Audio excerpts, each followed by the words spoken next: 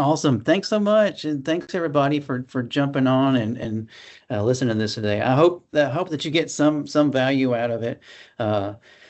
Like Barrett said, we're doing a Microsoft Fabric pilot right now, so we're kind of kicking the tires and seeing what Fabric is all about. So I kind of wanted to give you an overview of that today, and then also I wanted to kind of go over some kind of overarching data goals and data initiatives that we have here at OITS. I'm going to try to kind of uh, nicely blend all of these topics together in a presentation. So hang on, here we go.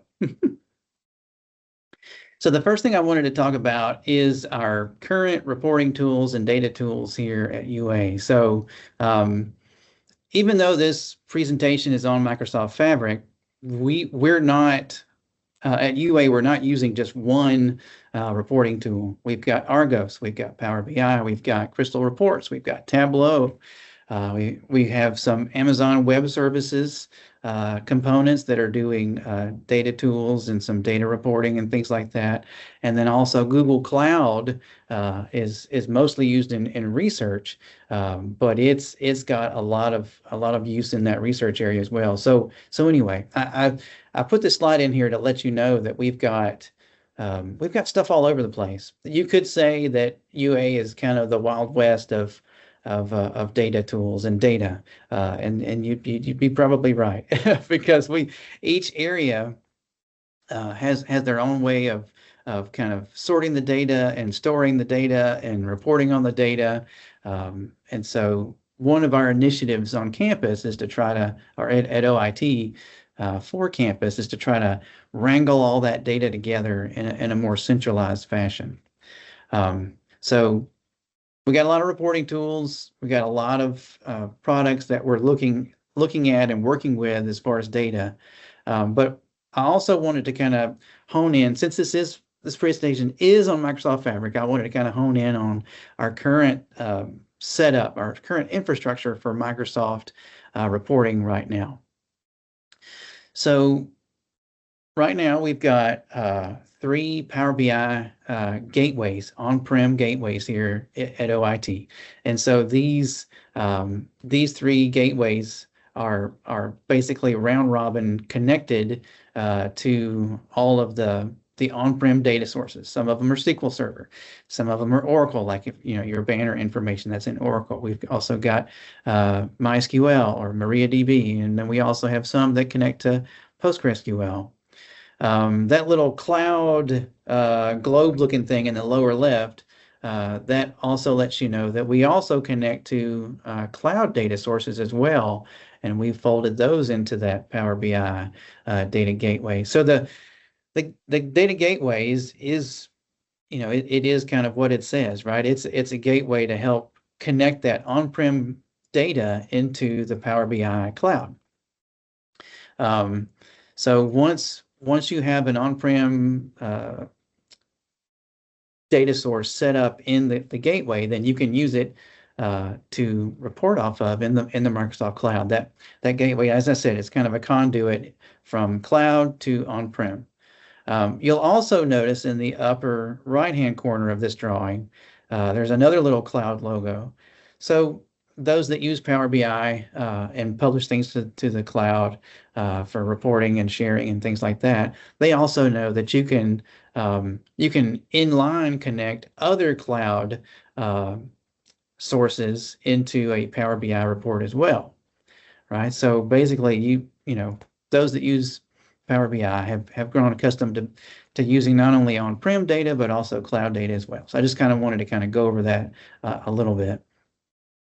The thing that is frustrating, one of the frustrating things about this model is that at this moment, and it's been this way for several years, if you're an Apple Macintosh user and you want to create a Power BI report, the only way for you to do that is to install a virtual machine on your computer that's running Windows so that you can install the Windows executable for the Power BI desktop, right?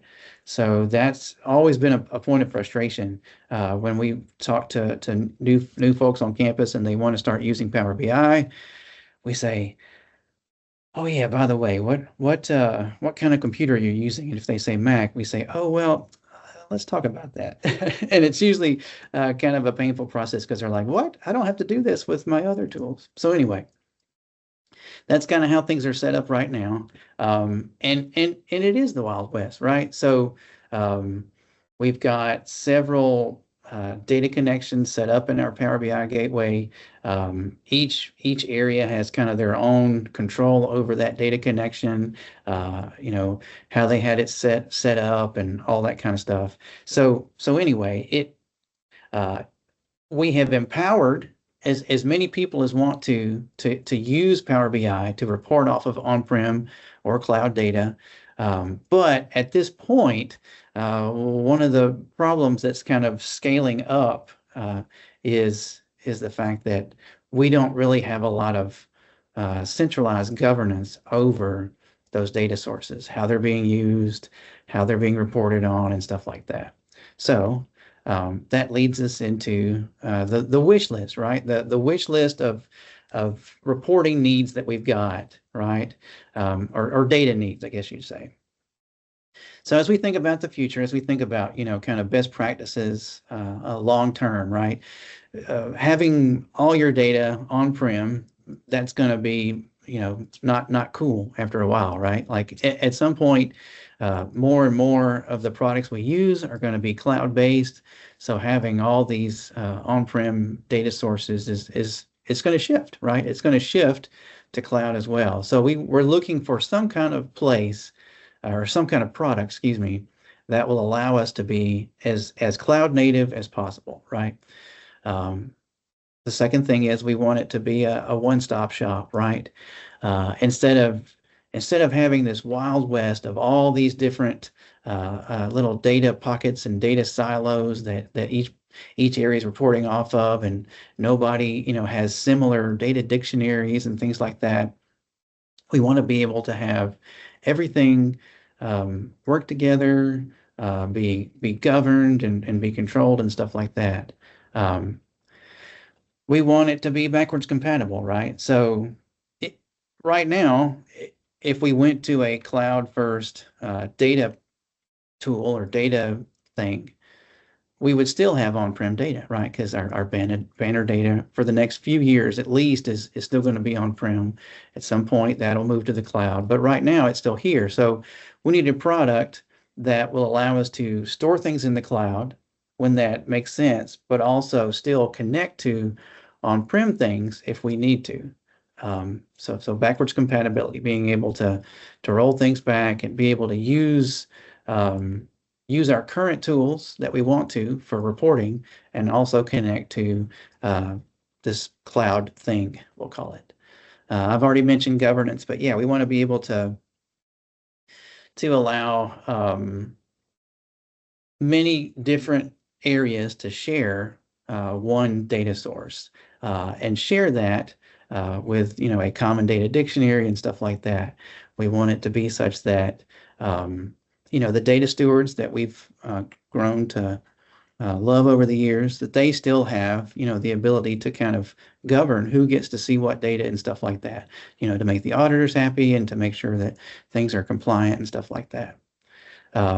Scalability, right? We want to make sure that as our needs grow for this data thing, whatever it winds up being, that we're able to keep growing and not have to, rip and replace and get something new and transfer stuff over. We want it to be able to scale up as our needs scale up. And then lastly, we want to be able to have cross-cloud friendliness, right? Or compatibility, right? The ability to if we need to connect to data from another cloud system, we need to be able to do that, right? And not have to, oh, well, you're in a different cloud system. We have to, do some crazy weird thing of copying data or something like that, whether that be on the Microsoft side, the AWS side, the Google Cloud, we want them to all be able to have some kind of hook where they can talk to each other and either send or share data back and forth without it being, an act of commerce. All right, so moving on to Fabric. I've been kind of warming up this topic enough. Let's just dive into it. Okay. So what is Fabric? So back in the day, years ago, 5, 6, 7, maybe 10 years ago, when Power BI first came on the scene, that was Microsoft's kind of first product that they kind of concentrated on. And it was a cloud product, right? So Power BI has the Power BI service, which is in the cloud. And, when you publish your reports and share them, you're doing that in the cloud. So that kind of spawned the concept of Fabric. But years ago, it wasn't called Fabric. There were lots of tools and lots of applications and resources that Microsoft developed over the years, and they were kind of branded individually, right? So you might have something called, you might have an ETL tool in the cloud that Microsoft provides, and you also might have some kind of machine learning tool in the cloud that Microsoft developed, right? And then also some job scheduling things and some triggering things that could be used in that cloud realm for data. But they were all individually branded and nobody really understood how they all fit together. So that's the concept of Fabric, right? So in a nutshell, Fabric is just kind of weaving together all of those different tools and applications that Microsoft has developed over the years, so that not only from a branding standpoint, they all fit together nicely, but also, there's this technical fabric as well, where each of these things can tie into the other, and you're not having to copy or reproduce things from one area of the data to another area. So that's basically what it is. You've got Power BI in there. You've got Data Factory, which is the ETL area. And then also Data Activator, which can monitor and watch data in real time as it's changing and, bits and bytes are being added. It can analyze that, and it can trigger and take actions as certain things happen. So it's pretty cool.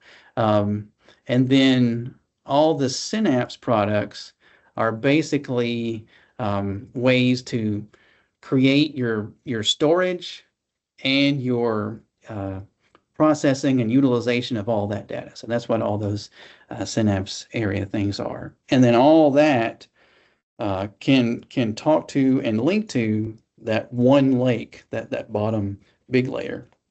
So all of those tools and applications have access to that one lake. So one lake is Microsoft Fabric's Lakehouse. It's kind of their branding for that. Okay, so then again, let's go back to the main topic of today. Why do we care about Fabric, right? Why did my team do a pilot with it, and why are we continuing to do a pilot with it? Why are we looking at this tool? So Microsoft Fabric is one of the tools that we're looking at for serving our needs for data as a campus, right? So each one of those 6 areas that I talked about a few slides ago: cloud native, one-stop shop, backwards compatibility, governance, scalable, cross-cloud friendly. Each of those things, Microsoft has at least some presence in each one of those areas. Some are stronger than others, but yeah, they have a presence in each one of those areas. So yeah, it's like, hey, this is worth spending some time on. So we did. So we set up a pilot. So the top section of this slide is all the UA people that were involved. So me, Clay, I was involved. Lavacia Sherman, Justin Brown, Jordan Johnson. Each of these folks was involved as well on the UA team. going through training, learning how to do things, getting everything set up, testing things, kicking the tires, just like we said. And then on the Microsoft team, Rafa, Ryan, Bill, and Charlie were there helping us and guiding us through. We had a 3-day workshop with Ryan where he basically went through everything. Like there was basically, I don't think there was any nook or cranny in Microsoft Fabric that we didn't get in there and touch and mess with and play and explore. So it was really, really helpful. It was a really wonderful hands-on training that really allowed us to stretch and poke and prod Microsoft Fabric in a lot of different ways. So if you wanted to just do some basic stuff, right? Like just get data into Microsoft Fabric and then turn right around and do a Power BI report on it. How long would that take you? Well, let me just walk you through that process. Now, let me pause for a second and give kind of a caveat or a disclaimer, okay? I had full intentions of doing as the agenda said for today, of actually walking you through how to use Fabric and how to set up a data pipeline and all that kind of stuff and everything. However, I quickly realized, well, the pilot that we did this Fabric on was for the graduate school. And I began to think, well, they've got FERPA data in there. I was like, inevitably, at some point, when I'm doing what I'm doing, I will have revealed like at least a page of campus-wide IDs and PII and FERPA and all that stuff. And I was like, yeah, I don't want to lose my job. So I said, here's what we're going to do. We're just going to walk you through some screenshots that intentionally don't show any FERPA or PII, but hopefully will give you an idea of how easy it is to get going. So I'm gonna walk through that real quick, okay? All right. So Microsoft Fabric. So when you first log into the Microsoft Fabric kind of start web page, this is what you'll see, right? And so what's cool about Fabric, this Fabric start page, is that it has split up all those apps and things that we showed on that slide a few slides earlier. It split up all those things into roles, right? So Power BI is the role of the report writer, the report designer. Data Factory, that's Data Factory and Data Engineer. Those two roles are for doing basically ETL, right? ETL and setup and things like that. And then you've got Data Science. That would be for doing machine learning. And then there's other things, other roles as well that are pertinent to and what it happens is when you, like, let's say you click on Power BI, it'll take you straight into that report designing interface and you're ready to go. So like we started with the data engineering kind of role, right? Because we wanted to set things up and get them going as far as getting data, getting our on-prem data into Fabric. So that's the kind of the first neat thing that I see about Fabric, is that it kind of says, hey, what role are you? All right, click this little portal and we'll let you see only those things that are pertinent to what you're doing. So it's pretty cool. Okay, so you log in, and so like I said, we started out with the data engineering area because we wanted to engineer getting our data from on-prem into the Fabric cloud. So the first thing you have to do is create a workspace, and there's a button for that it right away in the engineering area. So you click create a workspace, you set it up with the right licensing scheme and stuff like that, and then poof, that part's done. It's just a quick little form, and you're ready to go. So after you do that, then you want to go in and create your lakehouse, right? So the lakehouse is kind of the informal landing area for all of your data. I'll kind of divert here just for a second as we talk about lakehouses. So Microsoft introduces this concept of medallions when it talks about your lake houses. And so it's a pretty simple kind of idea, but basically the first stop for your data into the lake house is what they call the bronze medallion, right? So that would be like just the raw data that's just been pulled in from whatever external source. It's now just boop, in Fabric, right? It's just kind of raw. You could see it as raw data, okay? And so then after that, if you do some more ETL processes inside of Fabric, then it might get moved up to silver, right? Where it's a little more clean, a little more refined, and it's in a little bit better shape, right? And then also there's the gold, right? There's the gold medallion area or gold lake house where you have even cleaner data, even more prep data, which has been like, the data governance folks have given their seal of approval on it that yes, everything in here matches with the data dictionary that we want the whole campus to use and everything. And then also it's been checked for accuracy and there's no errors or anything like that. So I thought that was a neat concept that would be worth kind of talking about on this slide. So yeah, so first is the workspace, second is the lake house. And then after that, you're ready to start creating your data pipelines. And it's as simple as just clicking on the copy data button. You tell it your source, and then you tell it your destination, which is going to be the lake house.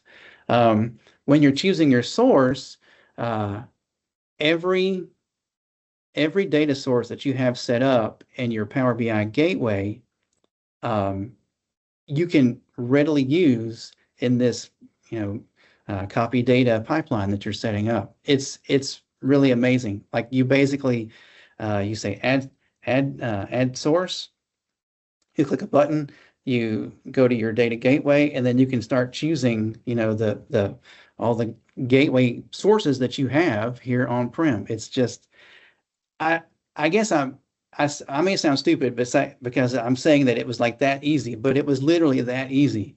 Yeah, just click, and you're up and running. It was pretty nice. And then lastly, after that, this is kind of what you see. So you've got your workspace, you've got your data lake set up, and then you've got all your data pipeline jobs that are in there. So this kind of gives you an overview of all that. So you can kind of see where you are, what you've got, all that kind of stuff. And if at any moment you want to go in and look at the data in your data lake, it's as simple as just switching over to the SQL Analytics view, right?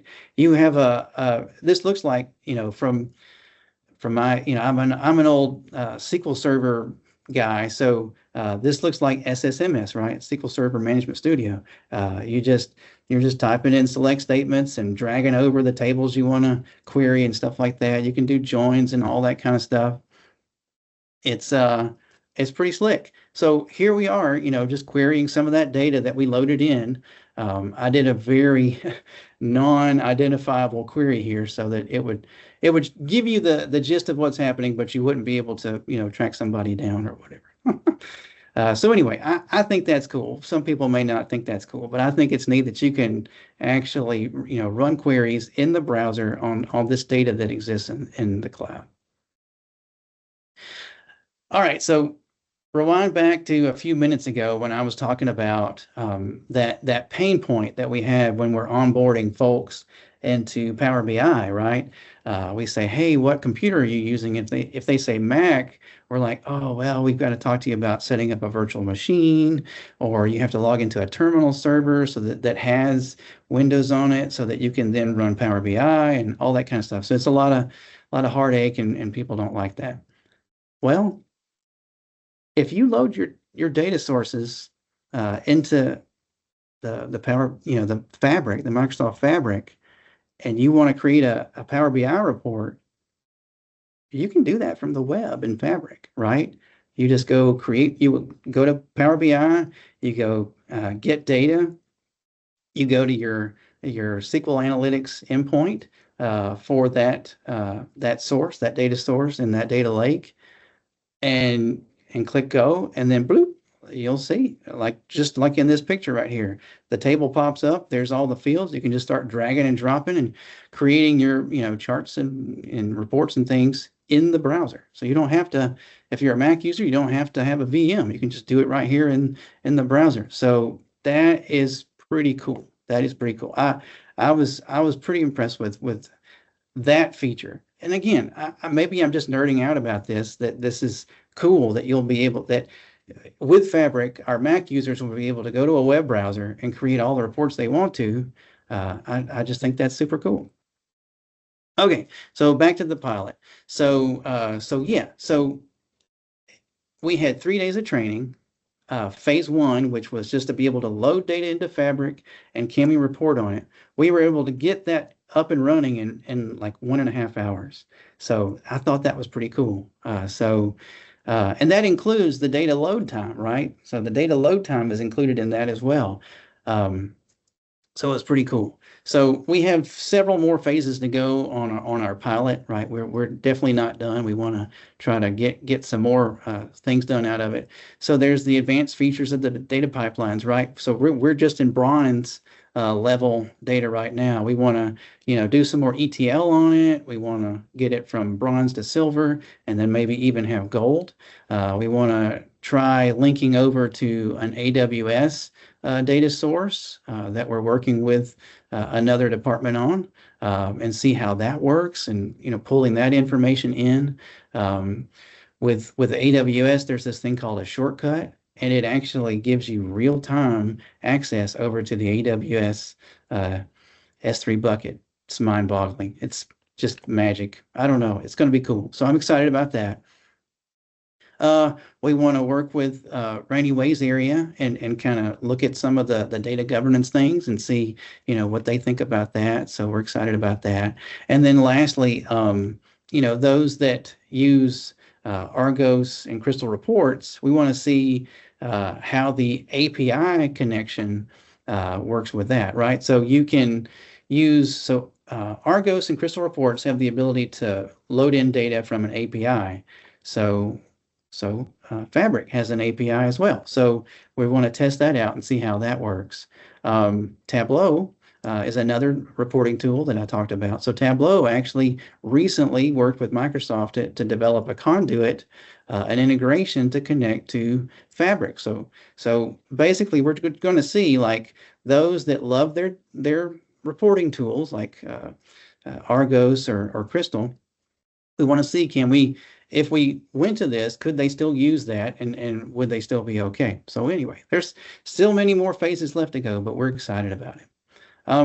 Let's talk about cost, right? So these are rack rate costs. So if we went to our reseller, we would get an EDU price, which would be much less than this, but this was just the rack rate, just for kind of talking points today.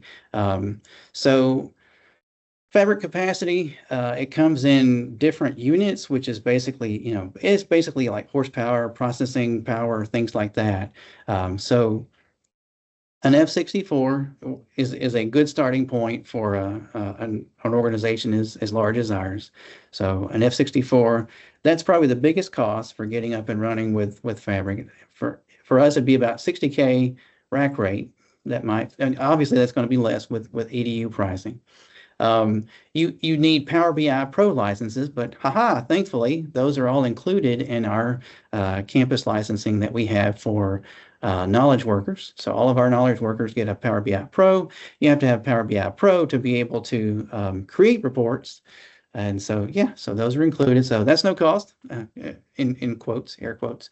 And then you need an Azure SQL instance. That is so that you can store your metadata and things like that, the information about what you're doing in Fabric, that needs to be stored in an Azure SQL instance. So that'd be around 10K a year. Again, these are rack rates. We would hopefully pay less. And then lastly, you're charged storage rates per gigabyte per month. And so I just kind of calculated that out to be roughly 4,000 a year for 1 TB of storage. So like 74K would be just this rough rack rate for what we would be paying, but hopefully that'd be less for EDU. So like this is another talking point. So like you say, okay, well, 1 TB of storage, that seems like a lot. Well, let's pretend we wanted to copy all of Banner over to Fabric, right?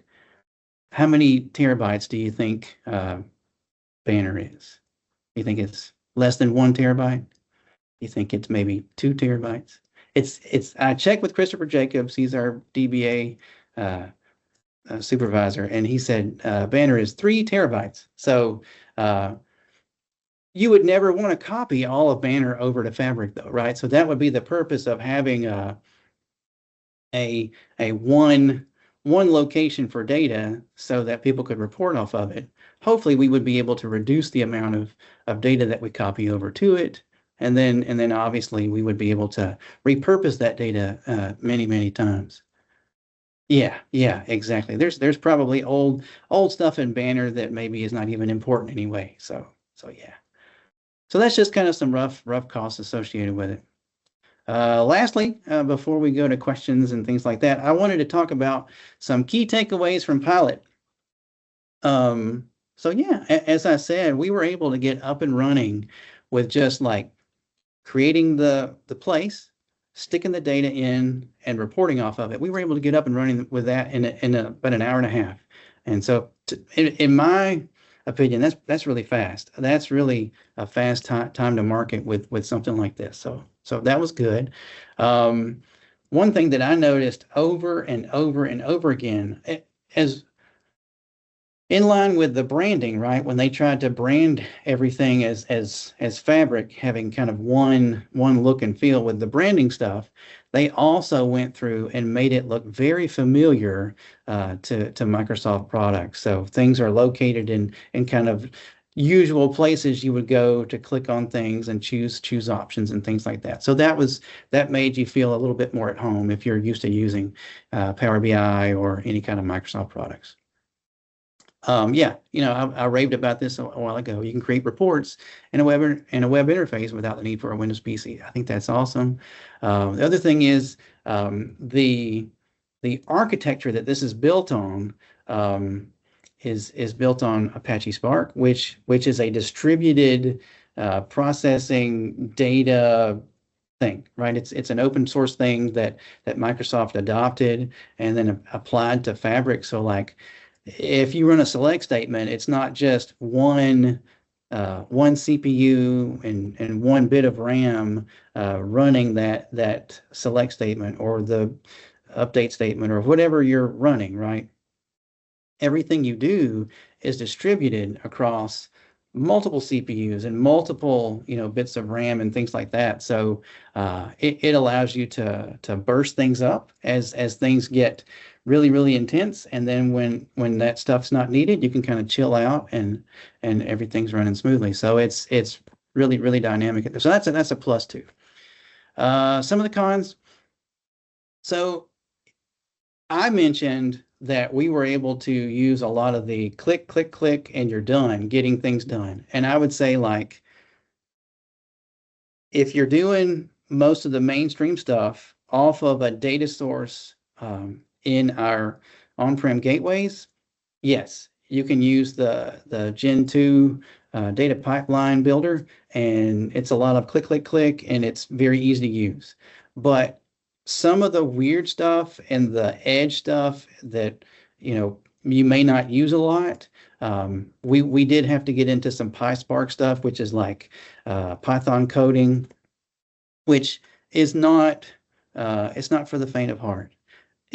It is human readable, but you got to know Python, and you got to know this Spark adaptation of Python. So I'm just pointing it out. I'm not saying it's a showstopper. I'm just saying generally the people that need to do those like edge, kind of like super nerdy things, they probably already know PySpark, so that's maybe not really a big deal. The UI needs a little more error checking. In our kicking the tires and playing around, there was one point where we were able to upload a file into an area that it shouldn't have let us do it. It should have stopped us, but it didn't. We loaded it into the wrong area. We clicked on it, and then it went, and it just kind of melted in front of us. And we were like, "What's going on?" And and Ryan was like, "Oh yeah, we should have put it down here." So, it's new. And then also being new, kind of a new product, just, less than 5 years or so old. There's not a lot of community posts and forums and things like that to help you if you get stuck or anything like that. That's why we were so thankful to have, the Microsoft crew and Ryan especially to help us through all that stuff. So that's it. I wanted to just kind of run through that real quickly for y'all. Are there any questions or comments? And know that I'm not an expert, so I may not know the answer to your question, but I'll be glad to fire off an email to Ryan and get some answers for you.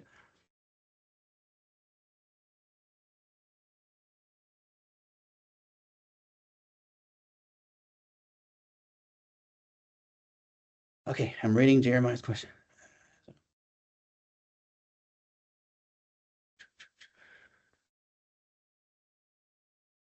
Okay, yeah, so he's asking, can we work with OIT to set up a Power BI gateway? Can it access Power BI dashboard?